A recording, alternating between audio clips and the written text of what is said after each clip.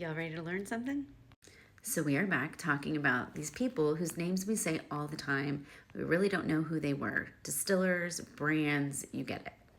And since this man would be 286 years old today, I can't think of a better time to talk about the father of bourbon, my boyfriend, Elijah Craig. Now, I want to be very clear. This is a lot of lore involved with the Elijah Craig story. Did he invent bourbon? Did he not? How did he invent bourbon? It's all very sketchy. It happened a very long time ago. I'm just going to pass along some of the information that I found. Whether or not it's 100% factual is really hard because it happened in like the early 1700s. So, little grace. Elijah Craig was born November 15th, 1738 in Orange County, Virginia, which is now modern-day Kentucky. He was ordained as a Baptist minister in 1771 and became the pastor of Blue Run Church, and he held his meetings in his tobacco barn. Not long after becoming a pastor, he was arrested for preaching the gospel contrary to the law. He spent like a month in prison, and while he was there, he was fed rye bread and water, and he preached to people through the grates of the jail cell. I mean, I guess they couldn't arrest him again. He was already in jail.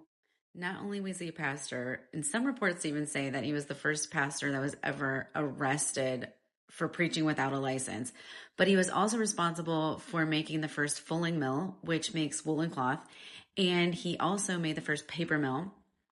He made the first rope walk, which is responsible for making rope, and he opened the first classical school in Kentucky. But of course, we know him best as the father of bourbon, the one who invented the charring of the barrel, allegedly. So one of the most popular stories about how Elijah Craig invented bourbon is that his distillery warehouse caught on fire and it charred the inside of the barrels that he was storing there. And rather than discard them, he decided to just use them to age his bourbon. And as we all know, the charring of the inside of the oak barrel is what gives bourbon the flavor and the color that sets it apart from other spirits. Now, whether this happened or not, I really do not know, and I don't think anyone really knows. I even heard one story that said that he stored fish in a barrel, and in order to get the smell out of it so that he could use that barrel to age his bourbon, he charred the inside of it. I don't really know, but it's fun to think about. I wanted to include something else. Elijah Craig, like a lot of other distillers during that time, was a slave owner.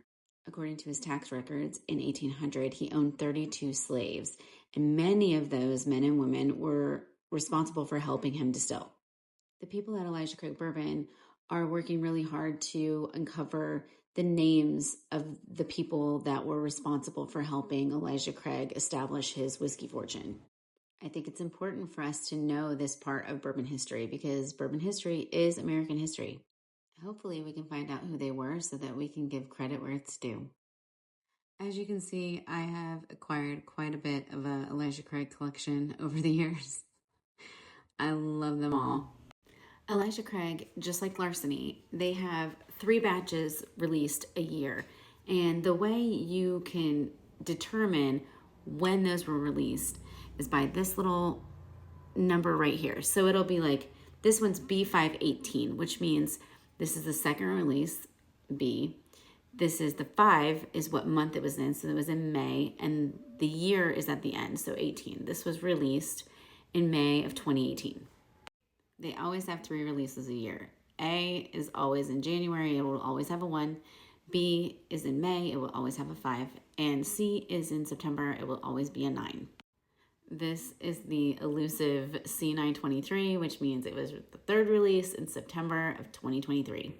So if in passing you ever hear these bourbon nerds talking a different language about these releases from Heaven Hill, then you can decipher kind of what they're talking about. I hope some of this helps you. I hope you learned something because I always do. Cheers.